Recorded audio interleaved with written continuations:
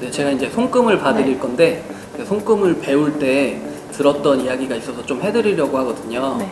이성계가 고려 장군이었다가 위화도 해군을 해서 권력을 잡고 조선을 세우잖아요. 네. 근데 이 사람이 무학대사라는 스님이랑 친해요. 근데 무학대사가 되게 영험한 분이어서 사주를 기가 막히게 보거든요.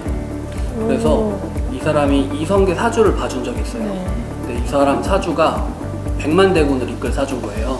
생각을 해보니까 아니 그럼 나랑 사주 생년월일 생시가 똑같은 사람이 있으면 그럼 이 사람이 내가 세운 또 나라를 멸망시키고 또 나라를 세울 거 아닌가 이 생각이 든 거예요. 네. 그래서 전국에 방을 붙여요. 근데 전국에 딱 한 명이 있는 거예요. 자기랑 완벽하게 사주가 동일한 사람이. 그래서 그 사람을 찾아가요. 죽이려고. 찾아갔더니 양봉업자인 거예요. 네. 벌을 키우는 사람. 그러니까 같은 사주인데 이 사람한테는 그 벌이 백만대군인 거죠. 그러니까 사주는 그만큼 해석에 따라서 막 달라져요. 같은 사주여도 해석에 따라 달라지는데 손금은 사람마다 다 다르거든요. 심지어 쌍둥이여도 달라요. 근데 쌍둥이는 생년월일 생시가 똑같잖아요. 네. 그래가지고 손금 보는 사람들은 사주보다 손금을 위로 봐요. 왜냐면 손금은 네. 각자가 다 다르기 때문에 같은 그런 내용이 나올 수 없다. 이런 식으로 해서 그래서 제가 손금 배울 때 이 이야기를 들었어요. 그러니까 이게 뭐 정사라기보다는 야사에 가까운 이야기이긴 한데 그러니까 이 이야기를 저한테 해주시고 좀 가르쳐 주시더라고요. 그래서 요거 얘기를 먼저 해드리고 이제 손금을 좀 봐드리려고요. 그럼 관상은요? 관상은 네. 그 사람 장기가 네. 위로 올라와서 얼굴로 형상화됐다고 해요 보통.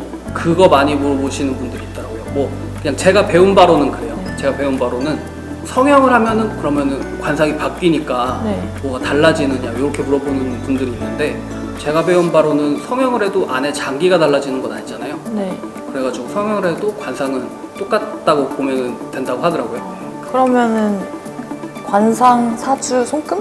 뭐 근데 네. 사주 보는 사람들은 네. 또 아니다 사주가 더 위다 뭐 이렇게 하실 거지만 그러니까 저한테 손금을 알려주신 분은 네. 그렇게 그 얘기를 해주면서 네. 그만큼 손금이 더 사주보다 위다 이렇게 이야기를 하시는 거죠. 손금 한번 볼까요? 네. 일단 손금은 왼손, 오른손 다 봐야 돼요. 네. 근데 왼손은 태어날 때 가지고 태어나는 선천운이 들어있거든요. 그리고 이제 오른손이 후천적으로 이제 만들어지는 운인데 일단 선천운은 가지고 태어나는 거기 때문에 네. 이 영양권 안에 이제 계속해서 있지만 이제 나이를 먹을수록 이제 점점 이쪽으로 옮겨온다고 생각하시면 돼요. 그러니까 요 둘 다 봐야 되고 이제 가지고 태어난 운, 후천적으로 만들어지는 운이라고 보시면 돼요. 궁금하신 게 혹시 있으실까요? 제가 어떤 사람인지 손금으로 보이는지 궁금해요. 여기가 네. 이제 손금에도 이렇게 다 명칭이 있어요. 부위마다. 네. 이쪽을 달의 언덕이라고 하거든요. 우와. 그리고 여기가 금성의 언덕이에요. 네. 근데 보면은 수민 씨 같은 경우는 달의 언덕 쪽이 좀 발달해 있고 금성의 언덕도 조금 발달해 있어요. 네. 그러니까 지금 모델 활동을 하고 계시잖아요. 네. 그러니까 이런 분들이 대중적인 인기를 통해서 먹고 살게 되는 그런 손금이긴 해요. 좀 감수성이 되게 풍부하신 분인 것 같아요. 제가 보기엔 손금에서도 그렇고 이제 모델 활동을 하고 계시지만 본인이 찍는 것도 좋아하시지 않나요? 좀 네. 사진을 찍는 거 맞아요. 좋아하시고 미술 쪽이라던가 뭐 이런 걸 좀 좋아하시지 않나요? 평소에.